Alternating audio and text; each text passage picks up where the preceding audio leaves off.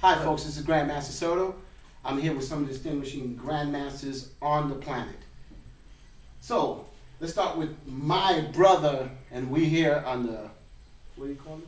The Hall of Fame? Midwest. Midwest. And the reason why I'm saying that, because we're not in New York, and I know I'm from New York. Midwest, Black Belt Hall of Fame. And I'm honored to be part of that day, and it was a great thing. So I'm here with the Supreme Grandmaster President and founders of this Hall of Fame. Can you tell us a little about the Grandmaster, Supreme Grandmaster? The Hall of Fame started 4 years ago, and it started under myself, Grandmaster, what is his name, Farley, and Dr. Brath, and several others that are not around today. And I'm just glad to be in the midst of all of my fellow martial artists. And I would just like to say to him, he is still here. When I was getting up in age, he was just coming up. That's correct. Okay? And I've been knowing him for a long time. That's and it's an honor to have him to come to something that we are having. And I would like to say about this young fellow here is my left arm, and that young lady over there on the camera, my right arm. And they have pushed me and keeping me going. They asked me what, I'm only 80 to turn around as 28. Wow. And I feel good, feel fine, and I'm more happy to see people from the other country coming in. Professor Ed and Terry, for them to come down. And it was 3 of them came down. And one is feeling ill. That's why he's not in here today. And I'm so glad to have my sister, my daughter, her friend that joined us today. And we had a nice time. And we're going to have more times like this. And for young ones to be around, that's where I get my youth from. I suck it up. Can you tell us where you started martial arts in your name? How do you pronounce the actual name? My and where it actual comes name, from? We in America, my father, pronounce it as Parrott. But back before great-grandfather, it was Perot. They removed the hyphen from it. It was French. And I started when I was 15. And I'm 82 now. And I'm poor in math. So you tell me how many years I've been in. Oh, that's a lot of years. Yes. And I appreciate the martial arts. It has done much for me. And one of the things that has kept me out of trouble, and also it taught me how to run. If you don't have the martial arts at heart, or you don't know where it is, you're going to stand there and fight. But you want to get away from it. When you get a chance to move, you move. But you run when you have to.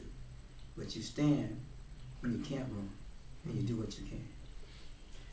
Tell me your secret, because you look like 20 years old. What's up with that? One thing, I keep beautiful young ladies around me.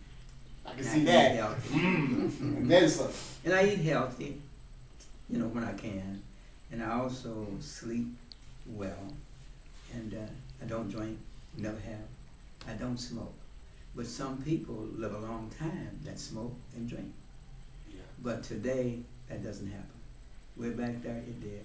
And then I guess it came from my parents, my relatives. We had an aunt, she died at 115.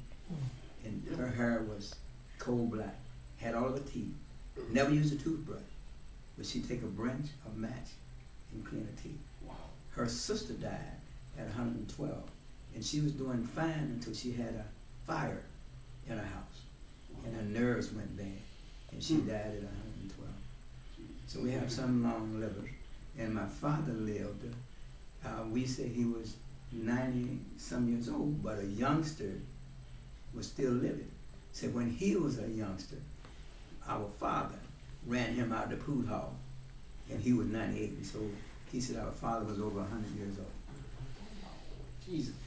Well, you heard that, it's living testimony, but one of my reasons for doing this thing, because a lot of martial artists, they see this man on the net, he's well known, and sometimes they ask, what is the 12th degree black belt? Can you explain that, Doctor? I want to get back to Dr. Darren Smith here because he's the man. Doctor, to shoot it up for the public. This Dr. Darren Smith, watch his iron palm next and the bulletproof brass, which I'm waiting to see because we're going to be doing that soon. Okay, a lot of martial artists out there don't really understand what a 12th degree in the martial arts is it's a red belt, and it stands for a promotion of 12 10th degrees involved in the promotion. But in the Supreme Grandmaster's case, there was 20 10th degrees from around the world that backed up this promotion and said, sure, Dr. Smith, we'll stand behind this 100%. And we talking about over 20 different countries from around the world. And worldwide, 160 countries from around the world, going around the world twice. Knows about the 12th, and they respect the 12th and everything. It's just pretty amazing. This was the biggest promotion ever on this planet Earth here, but the Supreme. Well, anyway, I got my love in my back in 100,000 ways. So let's go to Dr. Darrell Smith. Dr. Darrell, tell us a little bit about yourself and your career in martial arts. And I see you all over the net. I'm part of your organization.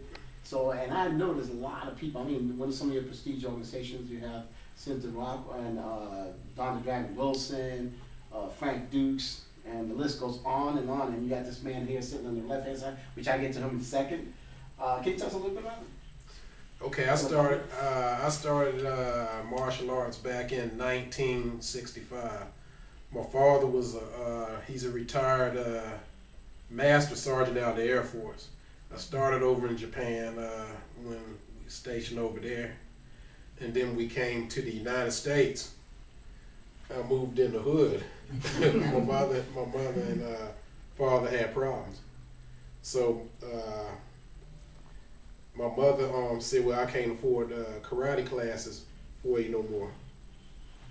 So I went on base. There was a deal for $15 a month. So my mother's boyfriend said, well, I'll put classes up for you. So I would end up being the best one in the class because I really wanted it that bad. So the instructor said, well, I know you're having hard times and everything, so since you're the best in the class, you can keep this up. You can stay a student here. And from that point on, it was sky's the limit. We talked about the iron palm.